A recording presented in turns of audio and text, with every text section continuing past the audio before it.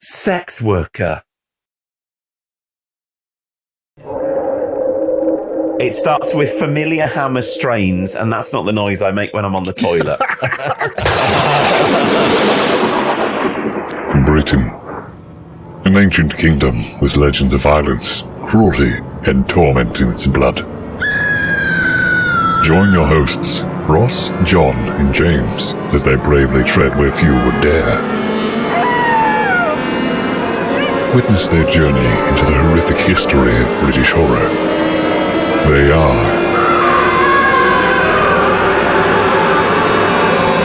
the General Witchfinders.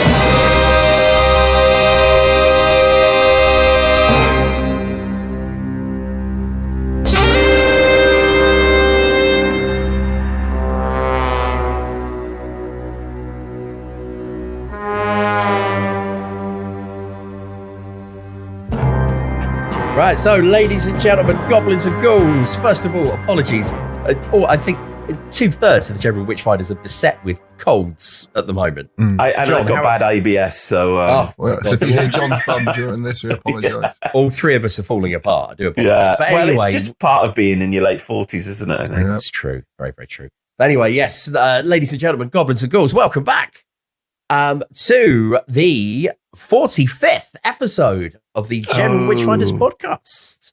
I'm James in Bournemouth in southern England. I'm John Pountney in South Wales, which is still in the south of Wales. Beck had to get me to explain that joke to her today after 45 episodes. Is there? I don't know if it is a joke, though, is it? Or it's just like facts? It's it. And I'm Ross in Dorchester in southern England. And this time we visited Frankenstein and the monster from hell. Found guilty of one of the vilest of crimes. I am a doctor, you know. I have decided to extend my leniency to its limits by only sentencing you to be committed to the state asylum for the criminally insane for a period of 5 years.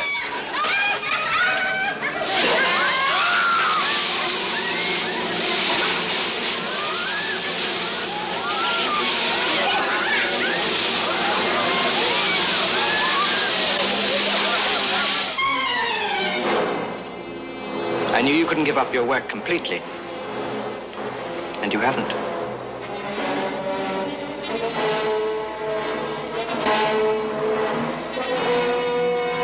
If I succeeded this time, then every sacrifice would have been worthwhile.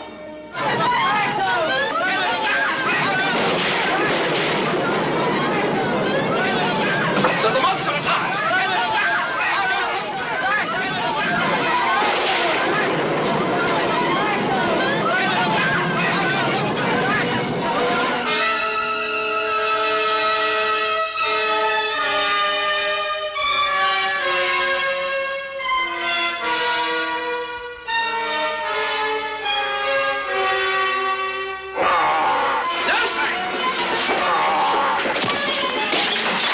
Baron Frankenstein, creator of man.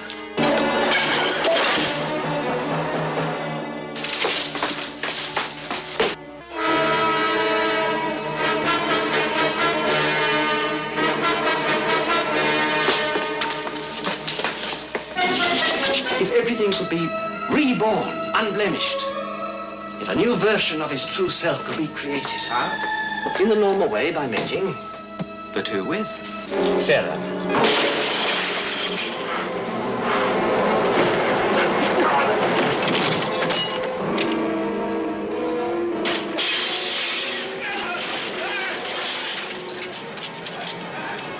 So, we return to Hammer Productions with Frankenstein and the Monster from Hell, filmed at Elstree Studios in 1972, but not released until 1974. I couldn't find out online why that was the case, but I know. No, I'd be interested to know why. It marks the final chapter in the Hammer Frankenstein saga and director Terence Fisher's last film. Swan song. Indeed. This film features Peter Cushing in his sixth and final portrayal of Baron Victor Frankenstein, a part he originated in 1957's The Curse of Frankenstein. And see General Witchfinders episode 2 for more details. Whoa, episode 2. Yeah. He was so young and innocent. Yeah. Cushing helped design the wig for this role, amazingly. Helen Hayes. Apparently, he later regretted the outcome saying it made him look like the American stage and screen star Helen Hayes. Yes. Despite being 59 and apparently in poor health when he made this film, once again, his poor dear departed wife back to here, Cushing still insisted on performing a stunt requiring him to leap from a tabletop onto the hulking creature's back. The hulking Dave Prowse's back. Prowse's back, spinning wildly in circles to subdue the monster, gone amok with a sedative. And what a scene that is. Yeah, you see Tom Hiddleston? No. Baker. Cruise. Yeah. Jumping off of a cliff on a motorbike, did it 9 times. Yeah. And I was still more worried about Peter Cushing when he was being swung around on Dave Prowse's back. Has Tom Cruise had a dead wife, though? Not that we know of. Not that we know of. No. He probably could pay to have his wife killed and then erase her from history, couldn't he? Well, that's what David McChavis, how'd you say his name? Miscavige. Yeah, that's what he's done to his wife. Who's this? The guy who runs Scientology. Yeah, his wife has just gone missing. And they don't know where she is. They reckon she's hidden in one of their compounds. No somewhere. way. Wow. You haven't seen Donald Trump's wife for a long time, have you? No. Yeah, there's lots of theories saying that she's been replaced. She's like a dummy. There's a dummy version, isn't there? Yeah. Yeah. Go on. It's like it's weekend at Bernie's, isn't it? Yeah. Right. Anyway. Okay. Yeah. So back on this. So Shane Bryant as Dr. Simon Helder, best known for his 4 Hammer appearances, including this film and Demons of the Mind, Straight On Till Morning, and Captain Kronos, Vampire Hunter. Coming soon from General Witchfinders. That's on the list. That was also filmed in 72 but delayed. Was it? Oh, I think so, yeah. Do you reckon it was a money issue because they didn't have enough money to release it or something? I don't know, or maybe they just made too much and it was a bit of market saturation by the early 70s, wasn't it? And then it also says Bryant was also an artist and a novelist, writing the screenplay for a short film, A Message from Fallujah, which was considered. So is that nominated? He got to the last 10 for because they have a long list, a short list. Right. Okay, so basically it was long listed for an Oscar. In 2005. No way. He reprised the role of Simon Helder years later in the film Sherlock Holmes versus Frankenstein. Oh yes, I did see that was his last credit, wasn't it? Yeah, but I couldn't find anywhere what year it was made. So I don't think it was. Who knows? Yeah, it was in the 2000s. I think I saw on Wikipedia. Wow. But he only died a couple of years ago, didn't he? Yeah, in Australia. Yes. So Madeline Smith as Sarah Angel Klaus, also seen in Hammer's The Vampire Lovers, Taste the Blood of Dracula, Tam-Lin, and The Theatre of Blood. She went on to become the first Bond girl of the Roger Moore era. Yes. Miss Caruso. Hold on, what? In Live and Let Die. I think she's disrobed with a magnetic watch.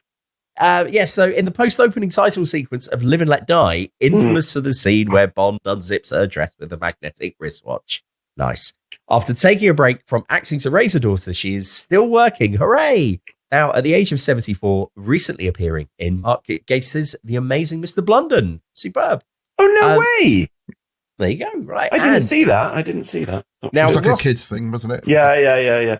The original is amazing. Made in 1972. Oh, it's all weaves full together. Circle. That's always. Yeah. Right. And then Ross describes it as a blink and you'll miss it appearance. But I would say he's in it virtually for most of the opening 10 minutes. Yeah. That there is an appearance of Patrick Troughton as the body snatcher. Kinky Clove. Wait for it. In the same wig. And of course, for us, really, I think here, the main event, the feature creature, we have Dave Prowse is Darth Vader. The word is in capital letters and underlined.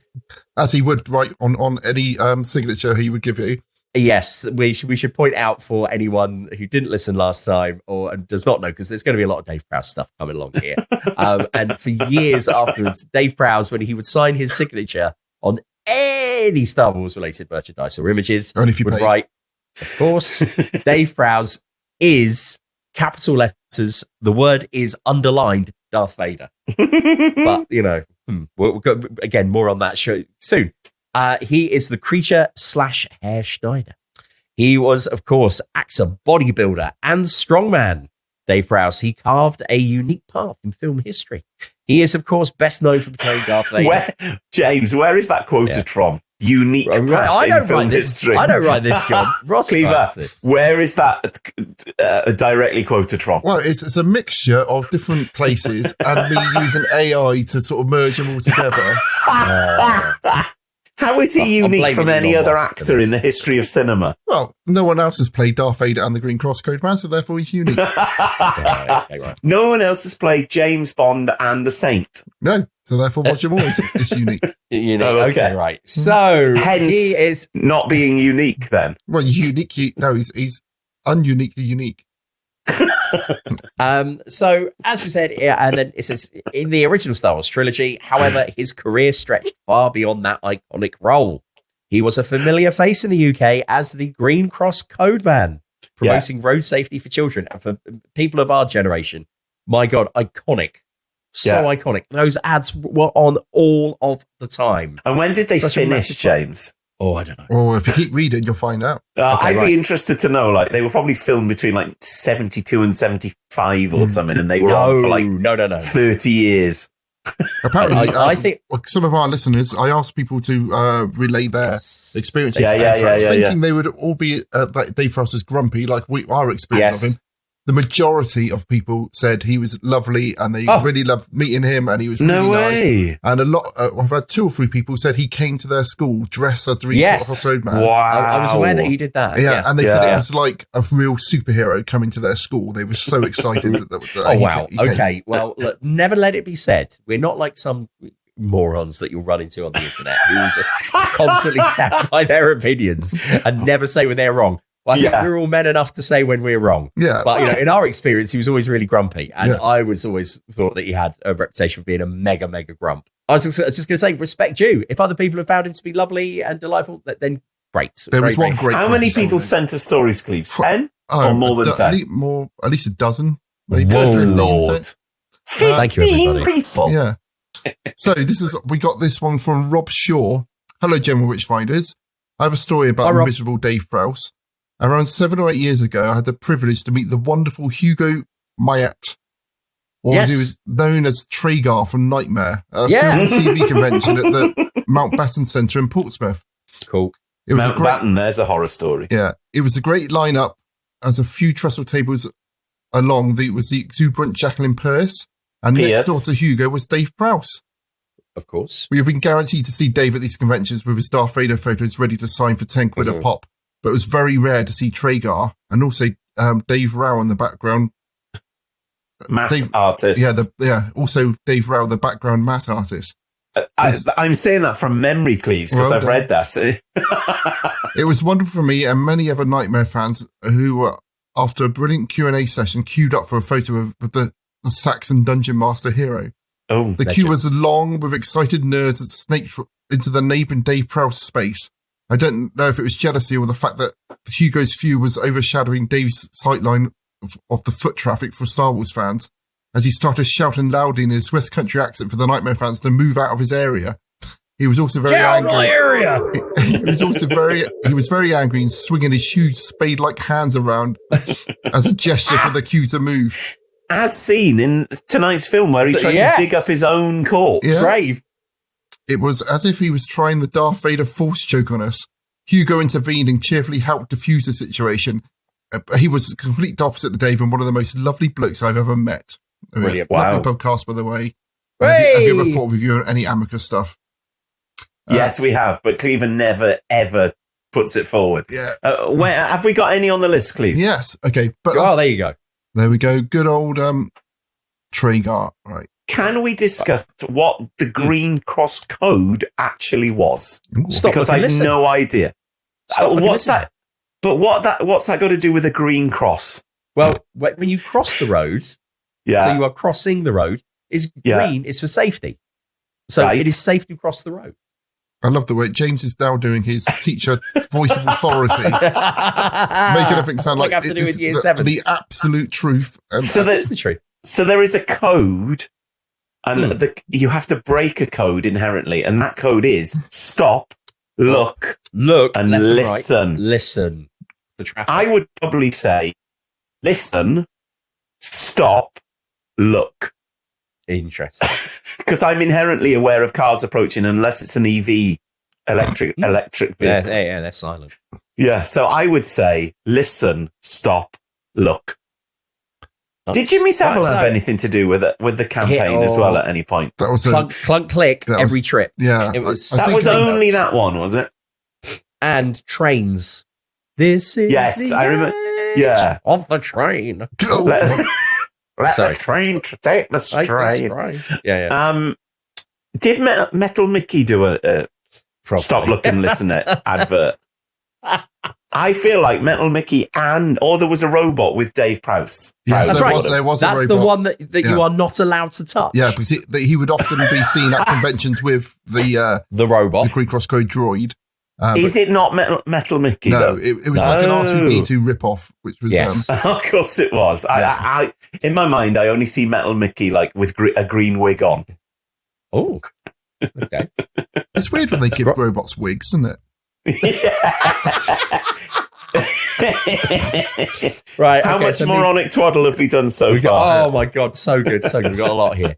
I've actually done a little bit of research, so do hold on. There is actually you may be astonished by a bit of research I've done for this one today. Yeah, go on. Anyway, right. So it says that he was a familiar face in the UK as the Green Cross Code Man, promoting road safety for children. However, in a recurring snub to his beautiful West Country accent, the first two adverts in the series had Prowse's voice dubbed by another actor. No way. Thankfully, he appeared using his own voice in the third advert, though. Was it James Earl Jones? I doubt they would have afforded him. Stop, look, and listen. But Ross's script says, in 2014, the Green Cross Code Man was revived, which I had no idea. When? 2014, apparently. Yeah. No fucking way. Who was it? Paddy fucking McGuinness or something like that. We don't have like a famous British strongman anymore, do we? No, Jeff Capes. Is he dead? Is he dead? Let's have a look. Jeff Capes. I can remember an episode of City where Jeff Capes could like teleport himself, and he always had like a budgie with him. Yeah. Well, he did used to look after budgies. Bro. Yeah, I think he bred them. Yeah. Yes, that's right. Jeff Capes is 74. Yes, he's still with us. Good. Right, so it says, it said that apparently Dave Prowse reprised his character at the age of 80 in two adverts produced for Road Safety Week. This new campaign targeted young adults, alerting them to the dangers, accidents caused by distractions like smartphones and headphones while crossing roads. Yeah, good. To be honest, I could smash some people now with big, heavy headphones on without a wire, or stupid in your earbuds in little Tesco's here, walking around like fucking zombies, backing into you, not saying anything, not looking where they're going. I would, if I was Jeff Capes, I would fucking clothesline these bastards. Honestly. The other guest stars that merit a mention are Charles Lloyd Pack. Yes. The father of TV's Roger Lloyd Pack, alias Lumic. The Boom. Not the Boom, the Broom. Yes. What's his name? Trigger's Broom. Trigger. And also in this, which neither of you have mentioned so far, which I'm surprised by, TV and films, Bernard Lee. From James Bond films. Who's literally in one scene and then has his hands cut off. Big drinking Bernard Lee, whose last Bond film was Moonraker, and that scene always makes me cry when they're in Venice and off he goes into the sunset. But an amazing film career, but bizarrely just pops up in this film for no reason, and then has his hands cut off. Well, maybe he just had he had such beautiful hands. Yeah, but it's just, why Bernard Lee? He must have been. But Bernard Lee must have been on a nice little earner in around this time. He'd just done Diamonds Are Forever. He would be about to do Live and Let Die. And it's like Hammer's on the phone, like, oh, can you do one scene where you're a madman and then you get your hands cut off and we see you in a coffin? Yep. Day's work, isn't it? Yeah. You know, Dave won the British Heavyweight Weightlifting Championship for 3 consecutive years, 1962 to 1964. Good Lord. Leading him to compete for England in the 1962 Commonwealth Games. During his bodybuilding training era, he befriended future action stars Arnold Schwarzenegger and Lou Ferrigno. Yeah. No. Schwarzenegger used to come and train at his gym. He had a chain of gyms in London at the time. So it says his role as the manservant, as I mentioned last episode, in Stanley Kubrick's 1971 as Clockwork Orange, caught the eye of young bearded nerd George Lucas, which led him to his defining role of Darth Vader. Is this true? Yes. Yeah. Well, really excited to have Clockwork Orange on George No Neck Lucas. That's what I'm doing his no neck right now. That's it. The Lucas Goiter, we call it. Yes, or his idea pouch. Yeah. I used to call it. That's what he keeps on his ideas. It's Right. empty. Been empty since It is now. 1978. Yeah. Well, whoa! Well, I don't know. All right. Oh, come on. Maybe I could go on for this for hours, but we got to crack on with it. Yeah. Right. So throughout his film and TV career, Prowse was often typecast for these parts, such as the circus strongman in Vampire Circus, a Minotaur in Doctor Who Klaxon, Doctor Who, the Time Monster, and an android named Coppin in The Tomorrow People. He supposedly came close to some iconic roles, claiming to. Now, by the way, dear listener, this is him claiming this. Yeah. This evidence has not been verified by other parties. He nearly landed the part of Jaws in the James Bond. I can see that series. I can see that happen. Yeah. And him apparently being considered for Conan the Barbarian before those parts went to other actors. Also, Lawrence of Arabia, Tootsie. Yeah. And, wow. Mrs. Doubtfire. Yeah. Yes. And then we are told that Prowse lobbied for the role of Superman, of course. And as I mentioned last time, this is in the amazing, I don't know if you can still get it, but my version of Superman they did on Blu-ray had, you flip the disc over and there was just an amazing documentary about the making of Superman with so much good stuff on it. And No way. Features, some really incredible anecdotes. Again, I don't want to bore people now. Did they not? Is this the one they did back to back with Superman 2? And yes. It was all insane. Yeah. Yes. And Yeah. Oh, no way. I'd like to see that. Yeah. Oh, next time I'll bring it to you. Yeah. It's incredible. Right. Ross cut this bit out, but there's an amazing bit when Richard Donner is virtually exhausted from making the film. And then they go and see John Williams do the music for the first time. And he ran out and picked up John Williams and lifted him into the air. And just went, Maestro! Because he said, I knew it was going to be a hit. The music was so good. I thought people are going to go nuts for this. I love that bit at the beginning when it's all black and white and they got the little girl's voice. Yes. Yeah. Talking about the 1930s. Oh man, it's so good. Anyway, the spin-off podcast for another time, me talking about how much I love that film. Right. Okay. So, yes. Right. You've got me. Who's got you? So on and so forth. Right. So apparently he went to see, or he said to Richard Donner, all right, here you were doing Superman, Richard. And apparently he recounted his response to being told, we found our Superman, with a simple, thank you very much. And he said, I went away and I thought I'm going to be Superman.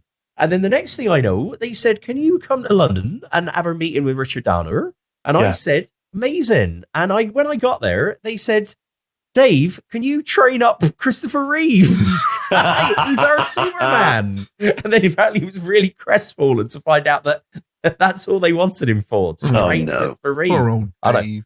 I know. And so Prowse's career wasn't without controversy. In July 2010, he was banned by George Lucas from attending official Star Wars fan conventions, Star Wars Celebration. No way. Due to a reported dispute with Lucasfilm. Oh. Lucas offered no specific reason, simply stating that Prowse burnt too many bridges between them. And as Ross mentioned before, one of the things he did was he very, very stupidly spoke to the tabloid press in Great Britain and went, oh, I tell you what, at the end of Return of the Jedi, Luke kills Darth Vader, and he has to fight. No way. Yes. And he leaked that he was Luke's father as well. Oh no, my God. But that's what but it turned out it was a technician or something, wasn't it? Yes, that's right. Because the whole point was they knew that Dave Prowse basically had loose lips. And so when they filmed the shot, he said, Dave Prowse actually said the line, Obi-Wan Kenobi is your father. Oh. There you go. Some Star Wars facts there for you, everyone. I hope you enjoyed that one. So yeah, so he didn't have a very good track record with them. And I think when it came back into public consciousness... Vader. Apology accepted, Captain Leader. I want that ship. Very good. Right, so yeah, I think he sort of shot from the hip a few too many times as regards Star Wars. And yeah, so I think that did it for George. Bad. But, that's bad. That's heartbreaking, isn't it? Well, yeah. Are they both dead now? Or are none of them dead? Dave Prowse is dead. Dave Prowse. Is he? Yeah. Dave Prowse has gone. Yeah. Yeah. But James Lucas... Earl Jones is still... George Lucas is still alive. Still alive. Yeah. James Earl Jones, yes, but he's been retired from Darth Vader now, hasn't he? He brilliantly went in, and a bit like when you record a sat nav, he just did a whole day of reading things. No way. So Lucasfilm can have Darth Vader turning up things forever now. Yeah, and they can probably do it with AI in about 5 minutes time. Can't that's they? right. But he just said, "Oh yeah, I think they gave him a very nice size." Tom Baker did that as well, didn't he? That's right. For some, I want to go to Tonnerevel. I can't remember what there was a thing you could ring up, and then Tom Baker was. I remember that speaking clock or something, wasn't it? Yeah. What? Tom Baker was the speaking clock. Yeah, for a short period of time. I remember ringing it up. The time. Oh no, that's a terrible impression. Time is. The fuck? That's the worst Tom Baker impression I've ever heard. And if it wasn't bad enough, following on from Jonathan Dimbleby, Jonathan Rhys Davis last time out. Here we go again. Outside of acting, Prowse publicly declared his support for the United Kingdom Independence Party. For God's sake. I've looked right and left and right again. Yeah, you bet right again. And the only party I can safely vote for is UKIP. Him and Mike Reed. Finally, it's worth noting that Dave Prowse made his second appearance as Frankenstein's laboratory creation in this film. Yes. His first being the Horror of Frankenstein. Yeah. And apparently an uncredited cameo in 1967, Casino Royale aside. He holds the distinction of being the only actor to play a Hammer Frankenstein monster more than once. Twice. Oh.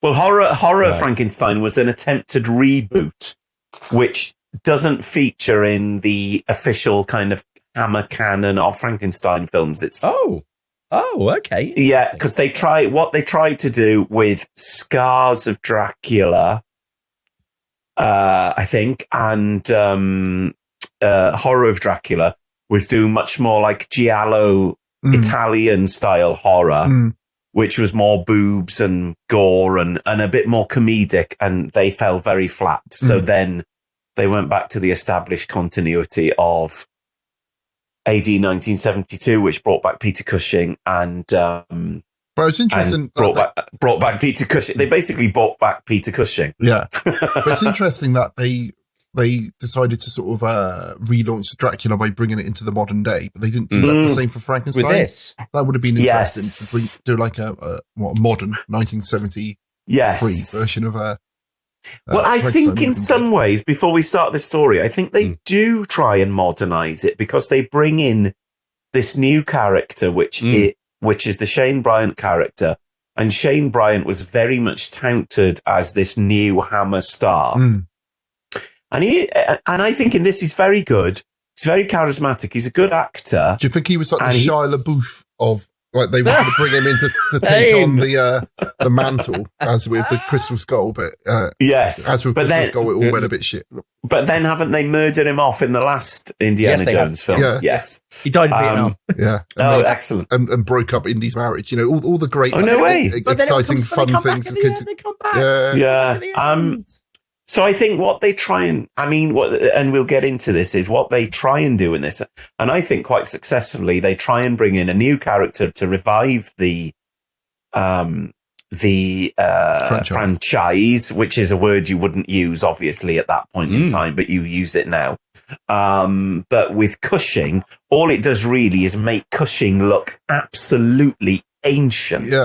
Yes. With these Byronic curls, the big stovepipe hat, he looks like he's from a totally different era to... He looks like... Right, he's never... Because of his cheekbones, I've never seen anyone, another human being who looks like that. No, he looks incredible. He looks awful. Yeah. But for the film, I think this is one of his best performances because it's just like, wow, he looks like a cadaver. Yeah. So shall we start? Yeah. Yes, let's crack on. So it starts off with the classic Hammer opening, really moody, evocative. It's like the beginning of The Dummy. It was, yeah, a little bit, yeah. Very, very similar to the opening to the Nigel Neal's The Dummy that we saw. Episode 43 or something, was it? Or 43B or something? 44A. Oh, 44A. So there's grave robbing going on, and then we get the also put classic font as well. Oh yeah. Fontage. So there's some good fontage, and I've put, "Way, it's the Doctor." Yeah, and there he is. But is it the Doctor? Does this fit into the canon of the second Doctor taking time out from whatever he's up to be a grave digger or grave robber rather? Yes. When this film started, did either of you think that this was in England to start off with? Yes. It's one of my notes. It's as with loads of Hammer films. What country is this in? Because you've got someone dressed as a Victorian craftsman. Yeah, like a peeler, I would call him. The British legal system. But people are still calling each other hares whatsoever. It's just like it is in Hammerland, isn't it? It's a complete made up. That's a good way of looking at it, actually, Cleves. Yeah, it's in Hammerland. I mean, for me, it starts with familiar Hammer strains, and that's not the noise I make when I'm on the toilet.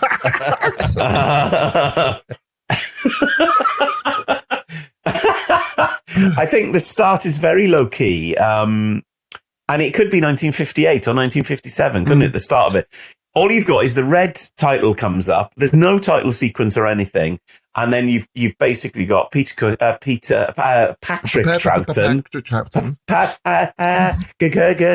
Granville, digging up a dead body and legging it, and then he's followed by a peeler who he's got some booze hidden in the graveyard. Was it booze he had? Or was it? It was pipe. It was pipe, wasn't it? A pipe, yes. Yeah. He was tapping out his pipe. And then Patrick Troughton's got his clove wig on. And it's just a lot of familiar faces, isn't it, to start off with? And also, I didn't know Patrick Troughton was going to be in this. I was quite excited. I had no idea. Yeah. I had no idea. And then basically the body is delivered to Shane Bryant in what looks like where Francis Bacon's studio was in Kensington or wherever that is. In a very strange scene where it suddenly goes really soft, like Star Trek. Yeah. Very soft focus. And there's some very German neo-expressionist lighting when one of the characters goes down the stairs and there's a big shadow behind him. And I thought at that point, we're going to have some more kind of stylistic stuff with this, which then doesn't transpire for the rest of the film. But at this point, I started feeling that this feels like a modern film stock. It didn't yes. Like you said at the beginning, it looks like an old Hammer film. But the colours and the way it's lit felt like 70s. And there was a kind of weird kind of... There is a shift where they've potentially gone from something like Panavision, which they were using for the 60s films, to whatever the British standard would Eastman be. Or something like that? Eastman is American because that's Kodak Eastman color. So I don't know what, I mean, it was probably still on Kodak film, but I do agree that it now suddenly looks more like The Railway Children or something of that rather than, a Hammer film, even though it looks exactly like a Hammer film. It's quite weird, isn't it? There's a lot of very detailed close-ups of people's faces which look different to Hammer films, and I think it's quite beautifully shot. I didn't recognize the DOP's name at all, so it's not someone that's known for Hammer. It wasn't Dick Bush, no, but obviously it's still Terence Fisher. Who thought when we started this podcast that I would learn the name Dick Bush and it stick? So then Shane Bryant has taken delivery of this dead body. Patrick Troughton does the thing of the dropping it into the plot that you're going to get found out and blah, blah, blah. And obviously he gets found out within 5 minutes by the peeler. And then he goes to court And so really, this is like a pre-title sequence after the titles, isn't it? And after that is when the story gets going, that we then go to Shane Bryant being sentenced to a mental asylum. Yeah. Yes. Or a model of a mental asylum. Yes.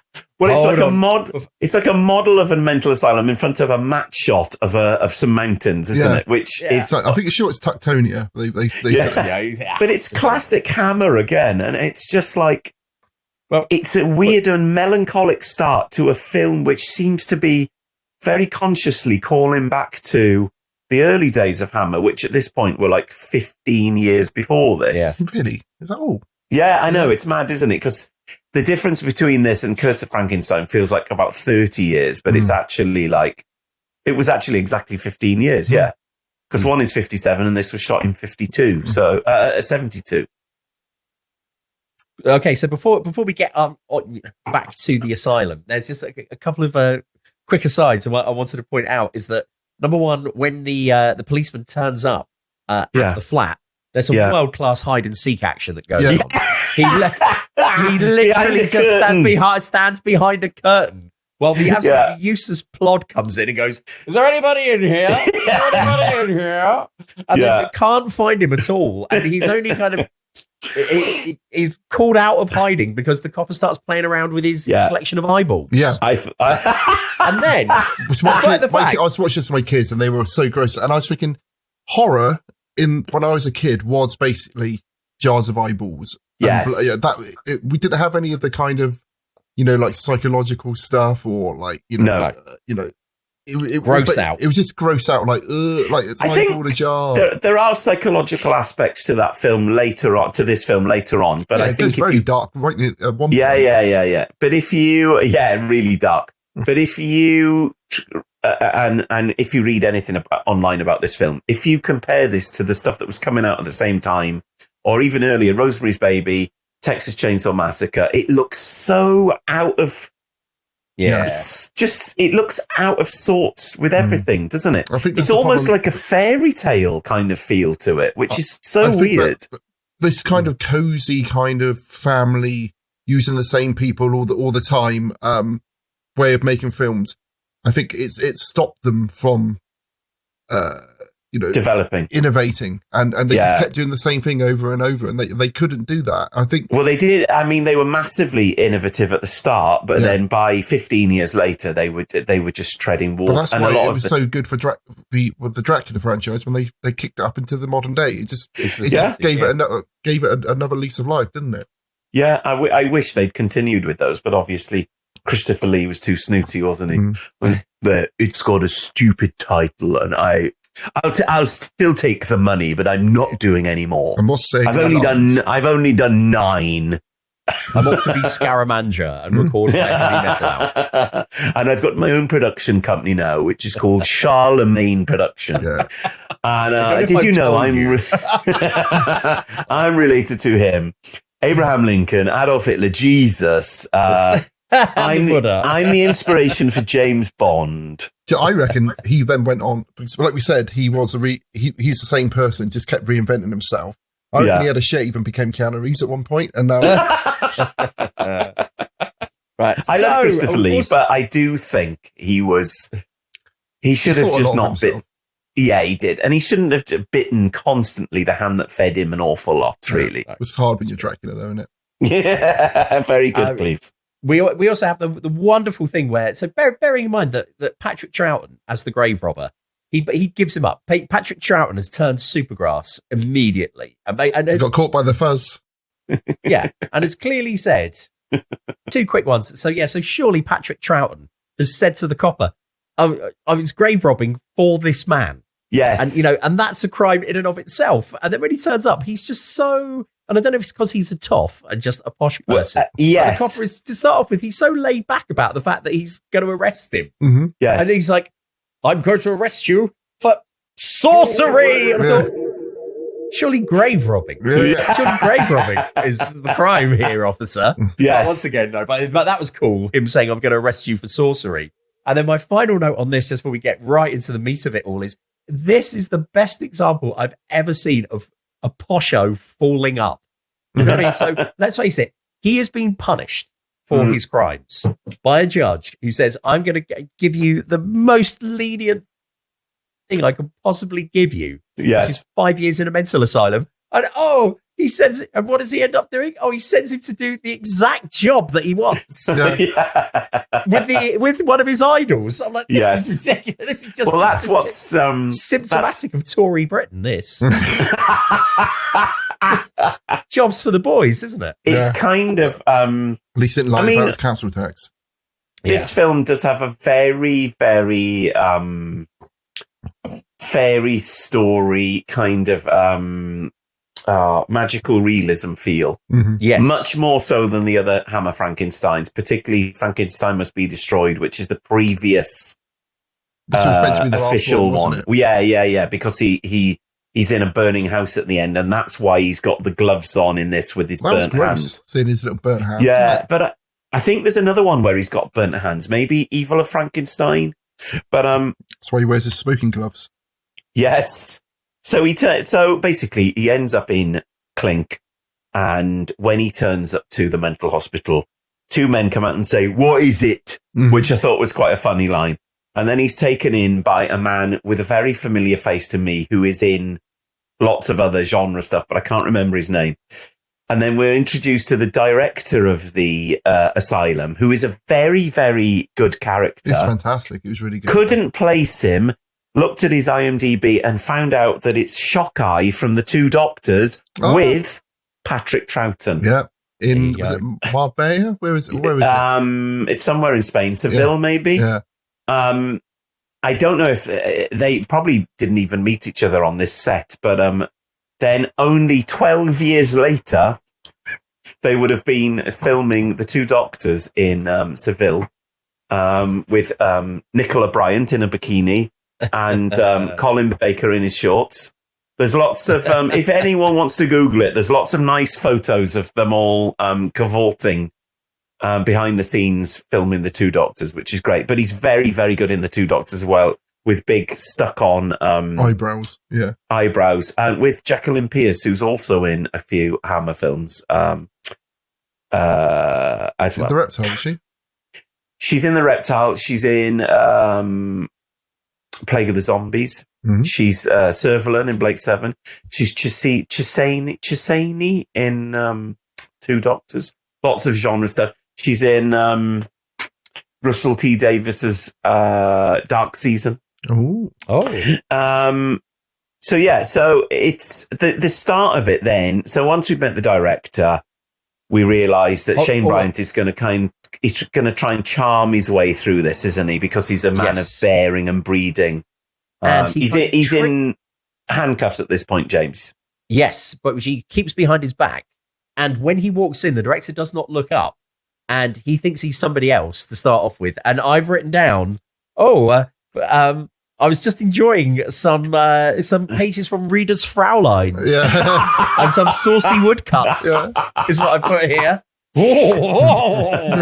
He's holding what looks like a big antique book of porn. Yeah. And getting very excited about it. And then, as John says, he realizes that Simon, played by the actor Shane Bryant, isn't the person that he was expecting to see to start off with, because he is a doctor by trade.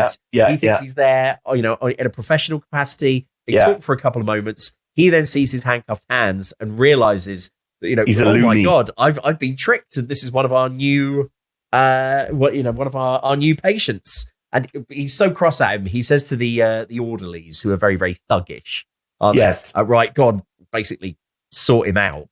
And we then get this really odd sequence. And I just put, because the insane love a power hose. Yeah. The orderlies go, "Come here, everyone, come here." And we're introduced to the residents of the asylum. And then they basically give him a bath by just blasting him with a power hose. It's so powerful, it cuts his skin open. It draws blood. Which is a cliche of all prison films, isn't it? You're always going to see someone being hosed down. Yes. Yeah. And this, as predicted, the residents of the insane asylum just love this. Yeah. Yes. It drives them until Herr Baron comes in. I was about to say, until enter Peter Cushing, boom. He kind of, and we learn that, yes, Baron Frankenstein is not dead. But he's kind of, yeah, but they've been talking about the Baron had been there, but he has died. But now this is he's taken the amazing Obi-Wan-esque pseudonym of what's he called? Dr. Victor. Dr. Carl Victor. Yeah, right. No one would ever suspect. No. Up to now, this preamble is very similar to also excellent Frankenstein Hammer, which is The Revenge of Frankenstein, which is the second one, which is also set in an asylum. This one deviates quite quickly from that then, but I think it's a very neat idea to place him, someone who is fundamentally insane and doesn't acknowledge his own insanity. I think it's a great idea to put him in a place like this. Yes. And then he's basically picking off, or he's going to pick off people one by one to kind of feed into his creation. Because that's coming. He's not, he's not turned into a philanthropist, does he? Or, no. Essentially, he says to the new guy, Simon, that you can be my assistant and help me with the people in the asylum. Yes. But he also talks about he's got his own secret special project as well. Yes. They interest me. Yeah, but as with the other Frankenstein film we saw, he still hasn't got over the idea that if someone is good with their hands, that that innate ability is in the hands, not in the mind of the person. Yes. And also, before we get up to that bit, Frankenstein decides to figure out if Simon Helder can be his assistant. And then it's amazing. He just goes, I'm fine, I'm right. And he goes, I'll be the judge of that. And I put down classic sanity test here. He makes him close one eye and follow his finger around. Yeah. He goes, yes, I think you're fine. Totally sane. But I mean, is this a test of a man who is actually insane in the first place? Yes. Good Which point, is, I think there's a lot of subtext with this film. And I think this film is a lot more adult and nuanced than I was expecting, really. Well, one bit we haven't mentioned, and I think is quite interesting, is at the start where you see Shane Bryant in Francis Bacon's flat. He's reading the works of Frankenstein in a very old-looking book with a drawing of Peter Cushing, and I think that's again is an interesting way of if this film came out now. And this was a genre film harking back to something, say, 30 years ago. People would lose their shit about all the little Easter eggs and things in this film now. But because it was made in 1972 and it's really just a kind of rushed kind of quote-a-quickie kind of film, it's not really seen as being high art. But there's quite a lot of thought gone into this one, which surprised me. It's quite interesting that the guy who's running the asylum is actually a sex crazy, like lunatic. As well. So there's no, even the people in charge aren't sane. Yeah. And like you said, the most sane person in there is Simon, who's just gone in. Yes. But even him has got these kind of obsession that Frankenstein's got as well. Reanimating the dead. Yeah, the madman running the asylum is a very good kind of gothic trope, which is always a kind of favorite of mine, where it would be the reveal is that the person behind it all is more nuts than anyone else. And then you saying that leads beautifully into my bit of homework that I did while we were watching. Oh, yes. Because I noticed as we were watching this, when we go into Frankenstein's quarters, I always look at things like the art and the things that they put up. Some are like just classic pages from anatomy textbooks and things like that. But some of them were kind of like kind of prints and things like that. And I thought, what is that? And to start off with, I thought one of them was Hogarth's 4 Stages of Cruelty. Oh, no way. That's what I thought, John, to start off with. And I looked at it and I thought, is that what it is? And I thought, no, it's not. And I managed to pause it and look at it.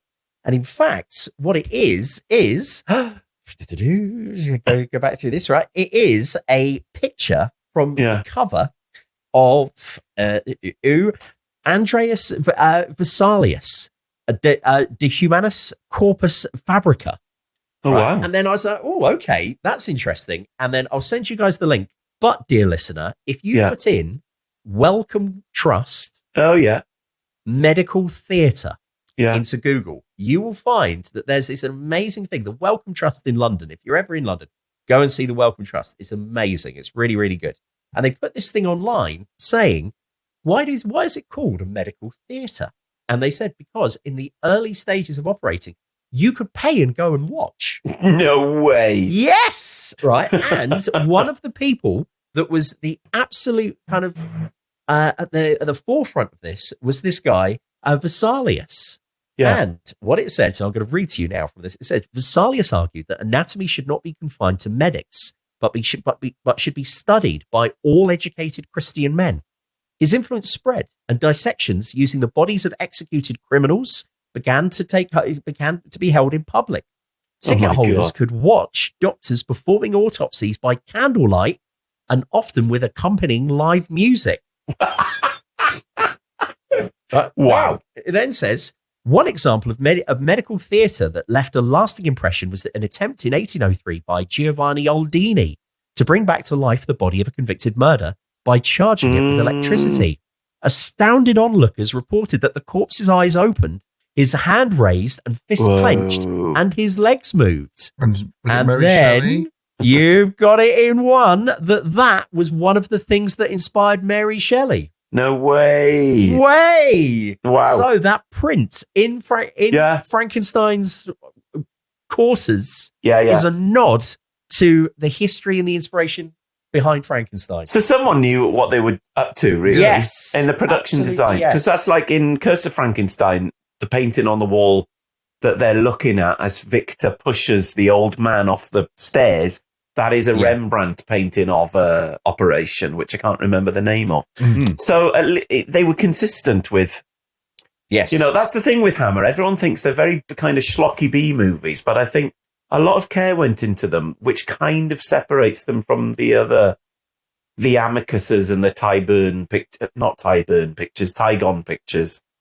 And I think that they focus a lot more on the actual character of Frankenstein rather than the monster, which the monster became the main attraction in the Universal versions, didn't it? So yeah, I think that's what Hammer got right with these. Anyway, I've sent you that link from the Wellcome Trust. That's amazing. And once again, dear listener, if you want to read about this, it's not like a pop-up ad-ridden site or anything such as that. It's really, really good.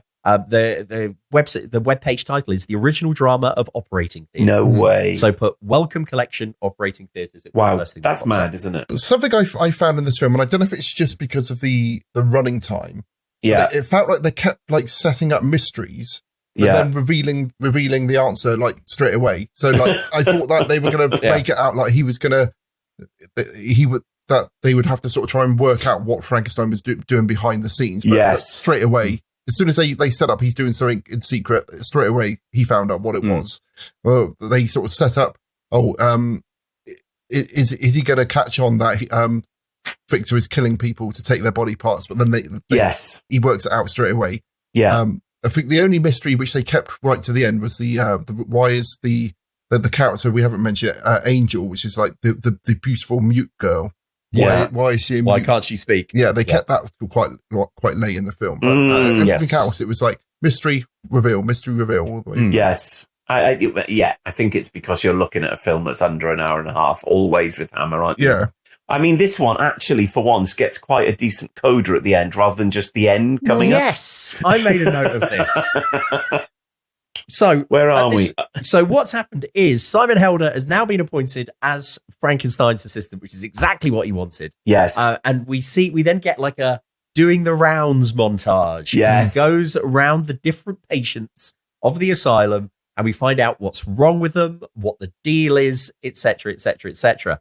And then we meet the guy who is, and you can tell he's a maths genius because he's just done some equations all over on the board. Yeah, on the universal symbol of maths equations. And then we also find out that he can play the violin. Yeah. And the best bit is I've put down that is the worst music kind of miming syncing I've seen since that time, John. That Oasis were on Top of the Pop doing Roll With It.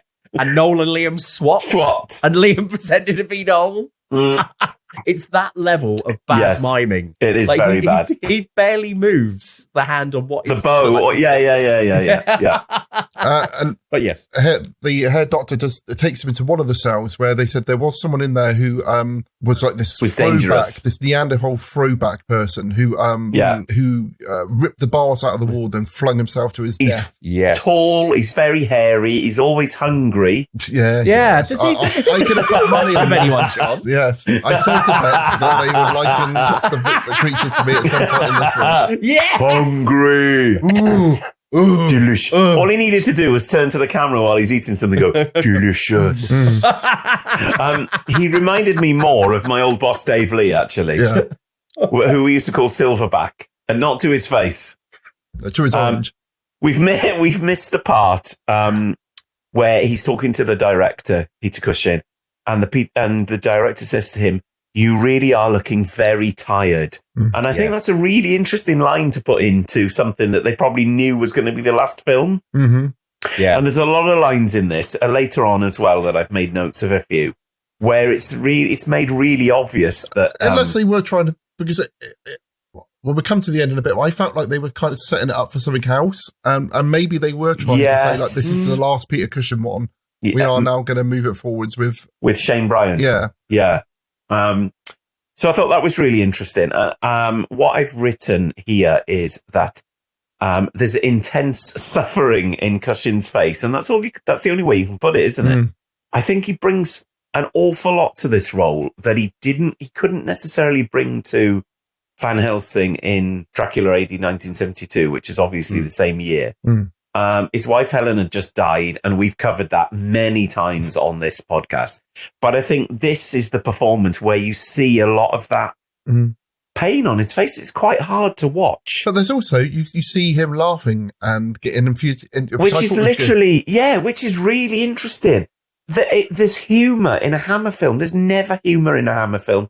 And there's warmth between him and Shane Bryant, which you never see in any other film. Yeah, because doesn't Shane Bryant make some kind of like pun about... It's a pun, about him seeing us or something. Yeah. I said these parts where these two are just talking and stuff, they're really unflashy and kind of precise scenes, and they're really well choreographed and put together, and you can tell that both men can act, and they both really know what they're doing, and it's quite a pleasure to watch that part. If only Shane Bryant's eyebrows were less... insanely bushy. I'll take it a lot more seriously. Dennis Healy. Yeah. And then you've got so one of the other inmates is a guy that thinks he's God.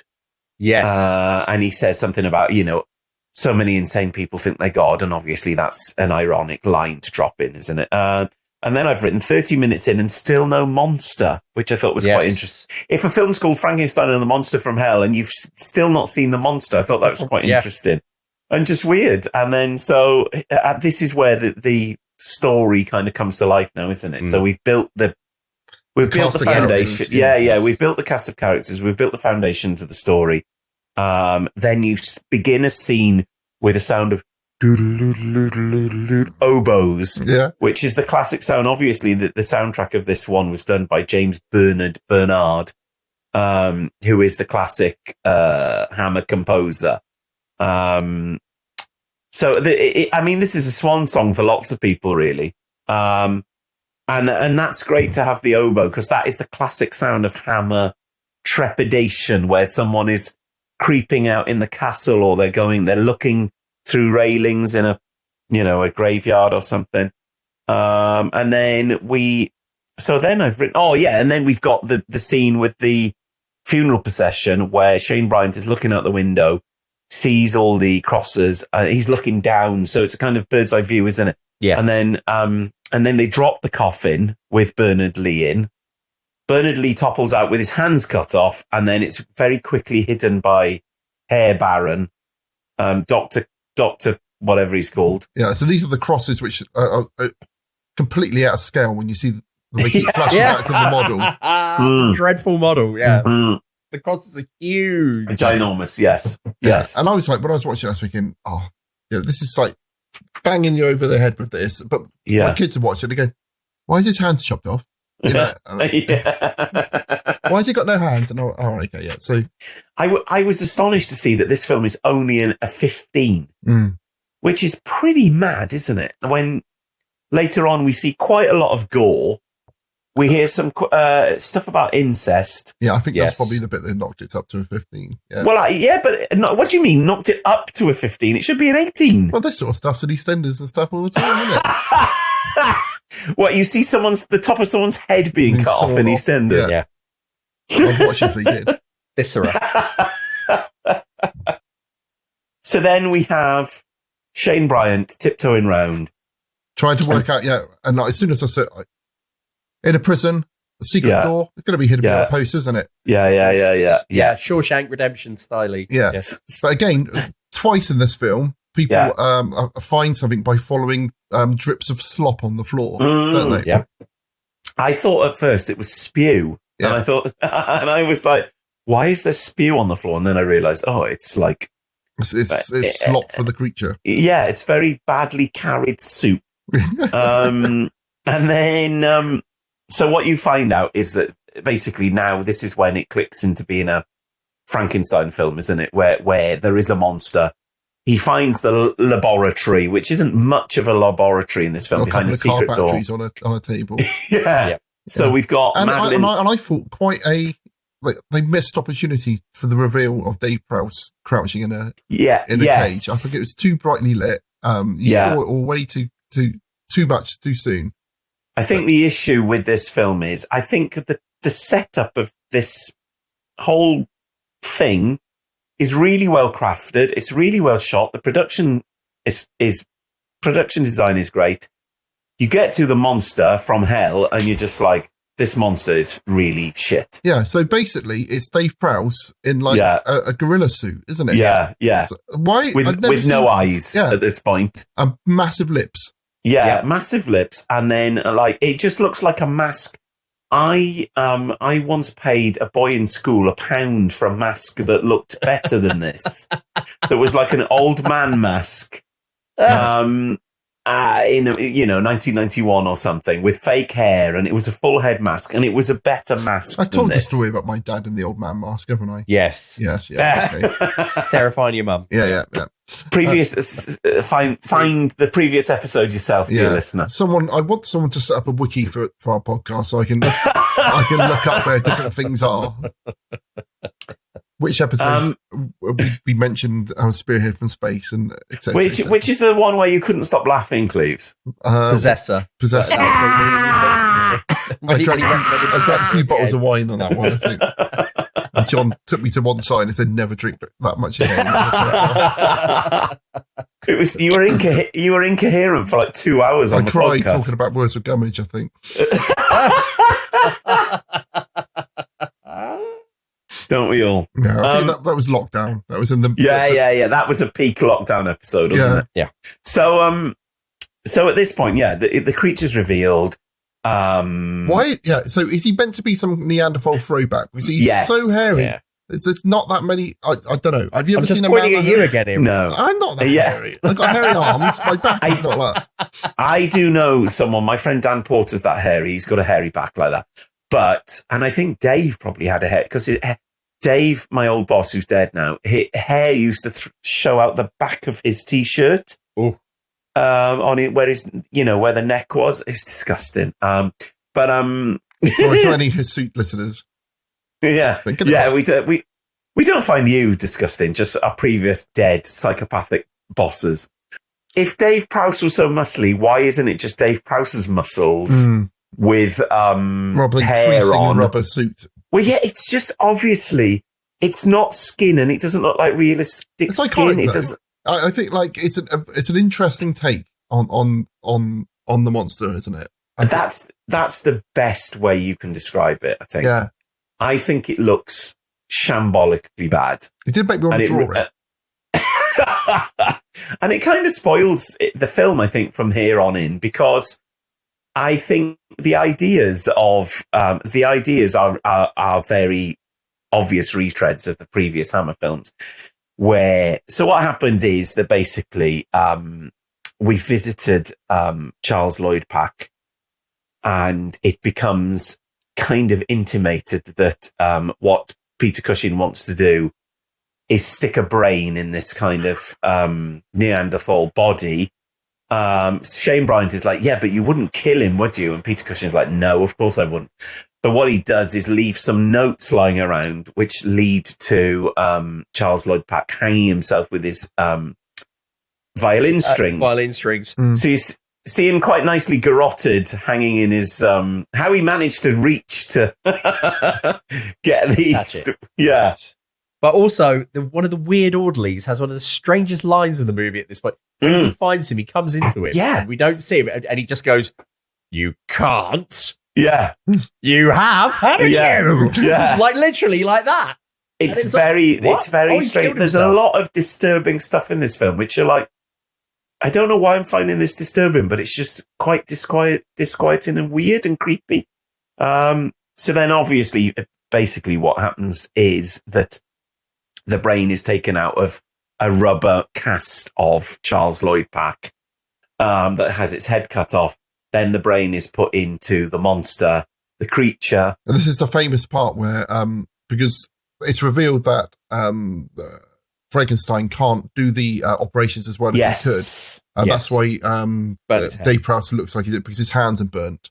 And there's a point when they're trying to do the operation, but they need another pair of hands. And it's because the doctor, he can't use his hands, he uses his mouth and holds some kind of like bits of body part in his mouth, so the other doctor can sew it up. So and supposedly they use real blood in that part. That's one of the notes I read on. God, yeah.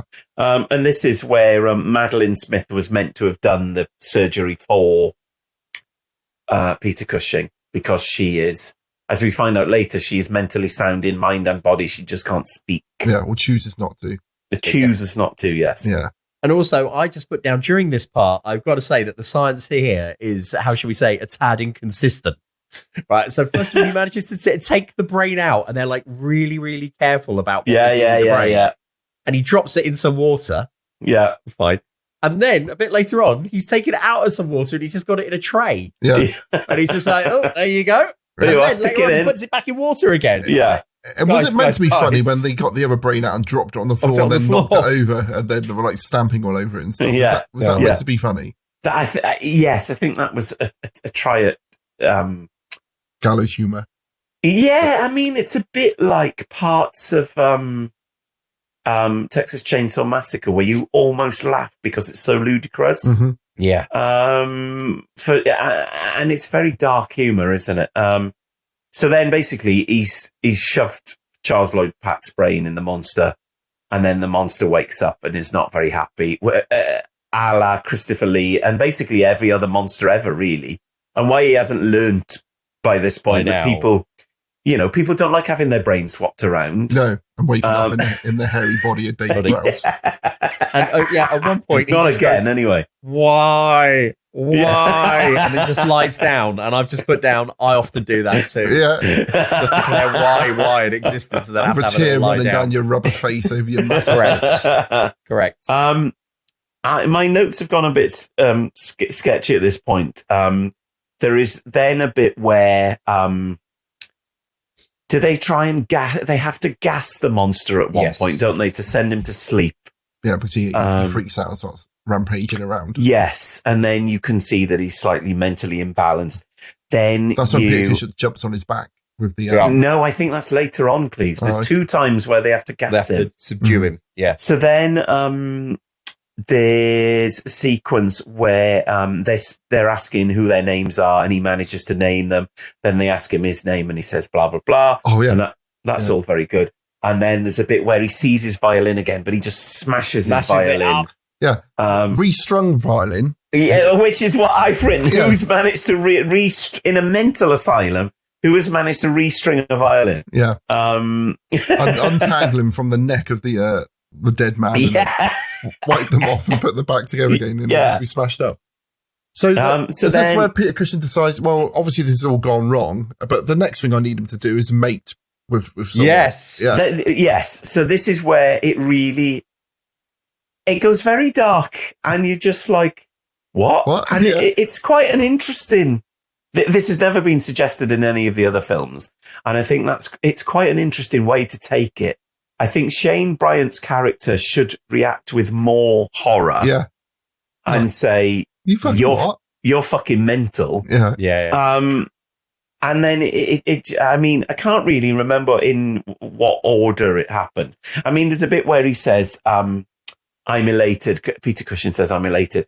Not since I first ... And that, I think that's quite a nice touch because that's obviously, remarking about the reanimated Christopher Lee. Yeah. Yeah. So there's loads of nice touches in these bits, but then we find out really that Madeline Smith's character doesn't talk because was attempted rape by her father. And the reveal is that her father is the director of the mental asylum. Yes. At this point, I'm glad my kids to stop watching the film. Yes. Yeah. And again, I'm like, this is a 15. What the fuck? So it's like, this is a really dark reveal in a film which to this point has been quite fairy tale and quite suddenly goes very nihilistic and quite kind of mean-spirited. And then it just goes insanely mean-spirited at the end where the monster escapes. He's kind of... he attacks Peter Cushing, but you don't see what happens. No. Then he kind of goes into the cellar where all the loonies are in the nut hatch. And, the ending is him being torn to pieces. Hold on. He kills. He kills the director. He kills the director. Yeah. There's an amazing scene where you see him digging up his old body. Yeah. Yes. Yes. Yes. And the director has brought like some sex worker back to see the loonies in the loony bin. And sex worker, you can't say prostitute. Okay. All women love seeing the insane. That'll entice any woman. Yeah. I'm just going to say the word sex worker so that I can put it in. Yeah. Sex worker. There we go. Sex worker. Yeah. Yes. That is like an Alan Partridge kind of sting, isn't it? Yeah. Sex worker. I was listening to a thing about these. Can you start this episode with me saying that, please? Yeah. Yeah. Sex worker. Yeah. Back to the film. We're very, very close to the end now. So yes. the Frankenstein's monster goes having carried out this sort of act of revenge and sort of murdered the director. And yes, I mean the horror of seeing his now dead former corpse. Said they lure him into, as John says, the nut hatch, where insanely all of the members of the asylum who were just like a little bit kooky. They weren't like one of them was just gay. Yeah. One of them was, and I thought in many ways that was just like a damning statement on how people used to be treated back then, yes, and how something perfectly normal would have just been seen as but somehow they've been whipped up into a frenzy and they just pull the monster apart with their bare and hands. this is a 15 I can't get over this being meat a 15. flying everywhere and they're eating him. It's cannibalistic consuming of this, but there was no point that any of these people looked like they had any kind of inclination to do this. It's just like if you just excite the loonies, they're going to do that. Yeah, but they are mentally ill, Cleve. So you've got to watch these types of people. Yeah. After that, I've just put the insane mob is silenced by Cushing just telling them off. Yeah, yes, they're all like in a killing frenzy, and he goes, "Stop this now!" And they do. Yeah, it's very impressive. But he's the leader, isn't he? I guess. I think they see in him their own insanity, and they're just like, oh god, got a bit far now. Yeah. And then we get that. He said so. With that, so Frankenstein's monster has been destroyed, but then as John previously mentioned, for a coda, we do actually get a coda. We get them back in the laboratory, and I've put. Peter Cushing is putting about as much effort into sweeping up as I put into sweeping up. In real life, it's the most genteel sweeping up you can possibly imagine. Yes. And in many ways, this kind of made the film for me or made it better. He's just like, how about we just go again? Yeah. So it felt to me like the end of the Quatermass experiment. Quatermass. Yes. Yeah. Nice. That the whole point being is that he is this mad that he can't even see. After all this, just keep going. Just carry on because he wants to be like a god himself. Yeah, so it's interesting. They put that across as this is madness, and but in Quatermass it's been put across as heroic, and essentially the they're both doing the same thing, aren't they? I don't know. I think in the Quatermass film, he looks kind of driven. Driven, but driven to the point of insanity, where he's just like, he's got no one. He walks off into the distance with just the rocket and him, and it fades to black, doesn't it? Yeah. There is a line, and I do wonder if they filmed the insert at the end to put on the end, because there is a line just before that where Peter Cushing says, "It's all over now, all over." And I thought that was a really, really, again, just an interesting way to kind of finish this film. But then you do have the coda where it's more a bit like, oh, well, yeah, we might carry on, or we might not. But I like both as an ending. I just think it's really interesting where it's just like, yeah, we've just had all this happen to us, but he's just going to carry on with his wig and his fucking burnt hands. And it's just, it's amazing, really. For me, watching the trailer, the trailer kind of like just shows the last bit of it. So I thought it was going to be a lot more kind of like, crazy people in the asylum and all that crazy antic stuff. But it just kind of like that all kind of what happened in the last sort of 10, 15 minutes. Yes. So what do we think? Viewing it, the only way you can view it now, I think, is from a historical viewpoint, and to view it as the coda of Hammer films in general from that kind of canonical Hammer golden period. I think it's really good and it's really strong. I've watched it before, and it didn't go into my head at all. To rewatch it in a different context and be like, this is kind of like the funeral pyre of what Hammer films was in the 50s, 60s and 70s. I think it makes a lot more sense. And and I'm sure they must have known that it was being done in that way, especially because it was Terence Fisher's last film.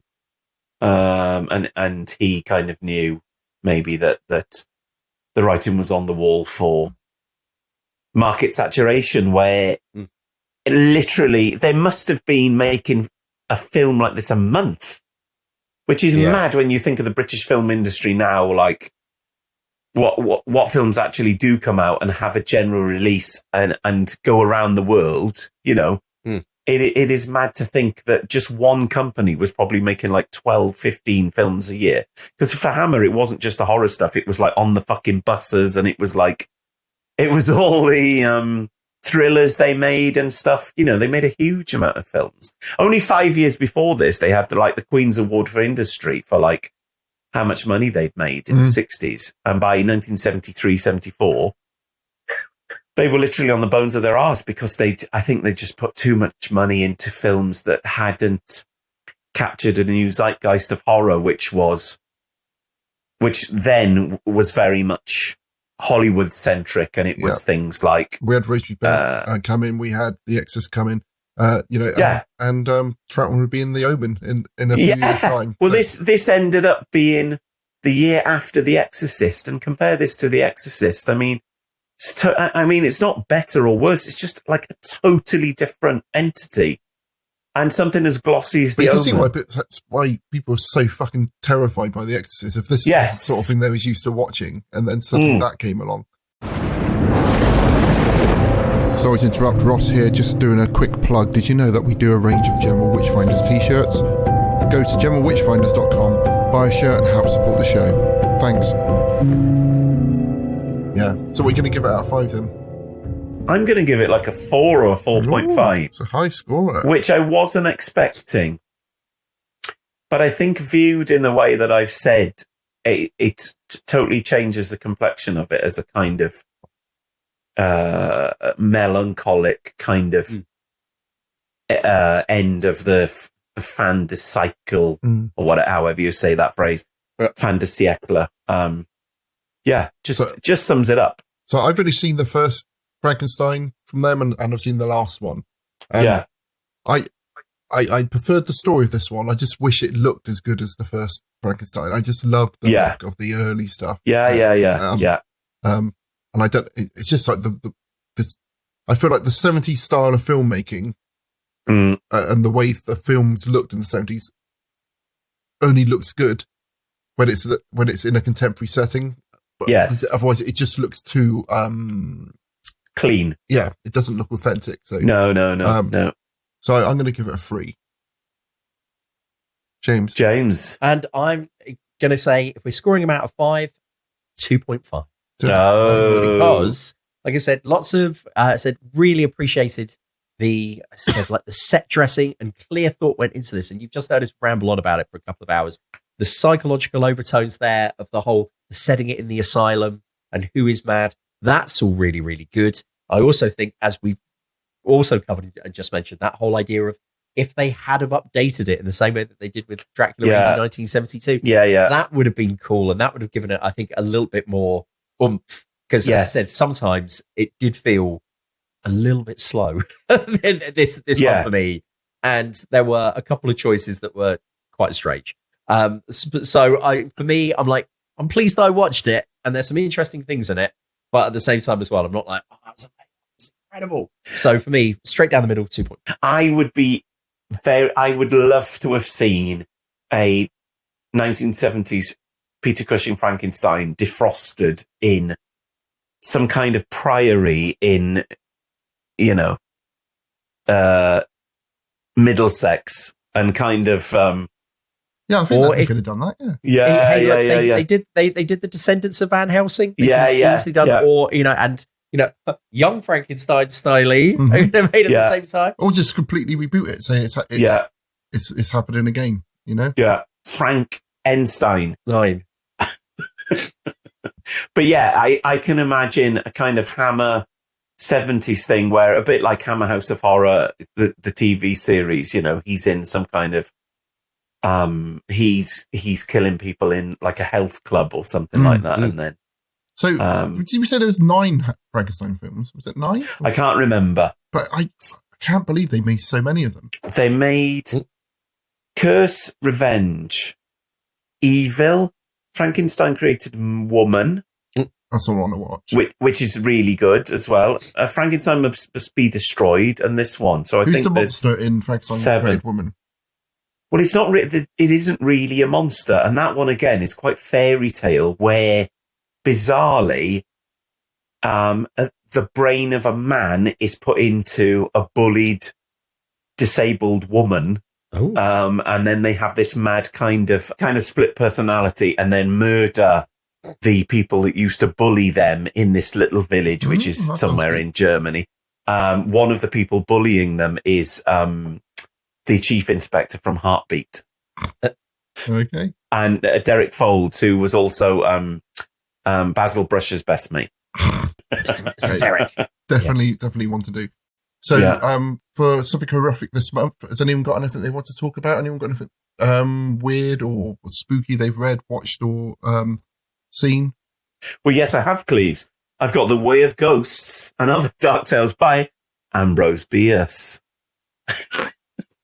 So I had no idea who Ambrose Bierce was, and this is from the British Library kind of out of copyright kind of reprint thing, which is very good, and I've got tons of these. But this one is a guy who I would say was roughly equivalent to, and maybe fought in the American Civil War.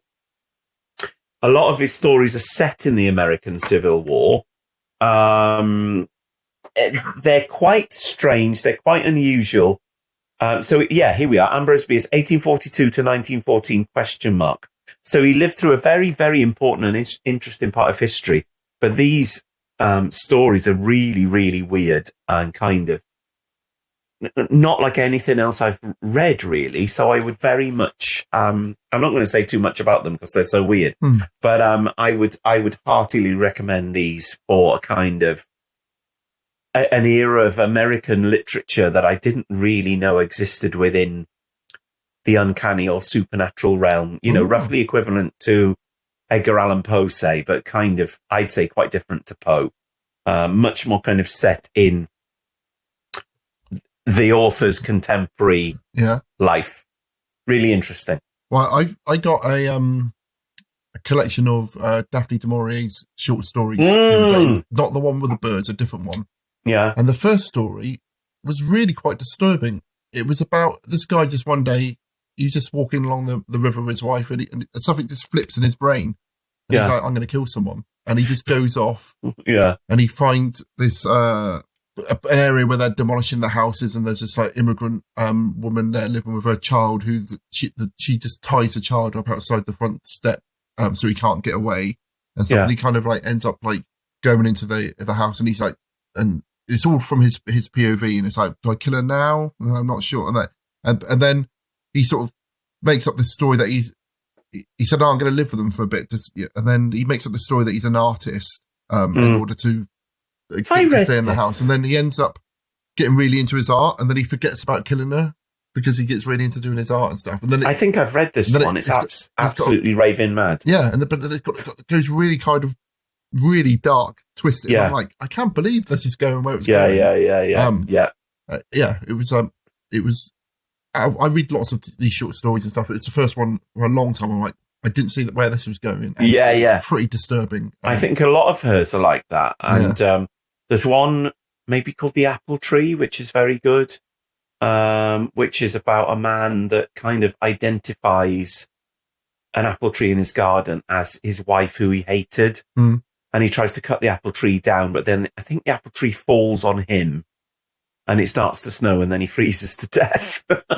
And then the other one is, of course, The Birds, which is totally and utterly different to the film version. I might read it tonight, actually. It's so much better than the film version. It has this real sense of impending doom, which is on a much bigger scale than the film version. Yeah. Well, I really good. Yeah. I put off reading Rebecca for so many years. Yeah, it's amazing. So I couldn't get past just the first chapter. And then when I got into it, it's like, it's such a good writer. Brilliant. Yeah, amazing.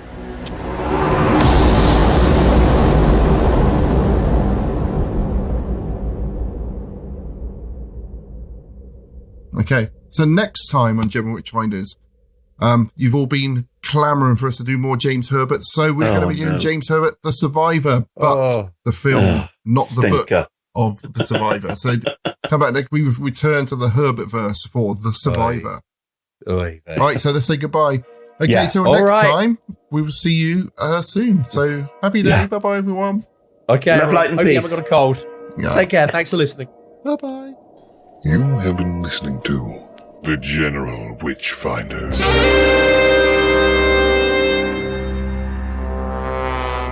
Support the show and continue the conversation at patreon.com/General Witchfinders. Subscribe and spread the word at generalwitchfinders.com. Farewell, and don't have nightmares.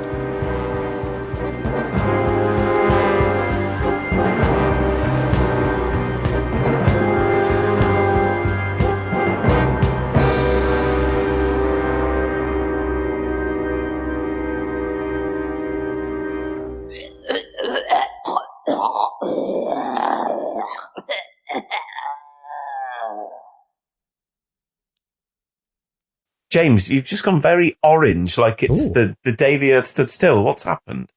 It's getting more and more orange, yeah. Yeah, what? Oh my God, yeah. What's going on there? Nothing. Oh my God. Yeah. It's going up. It's going orange in graduation shape. Yeah, you've gone back. You've gone back. Now. It's like someone holding like weird Quality Street wrappers over the or Lucasade wrapper. Yeah. Yeah, that's one for the teenagers. Joss Ackland's spunky backpack.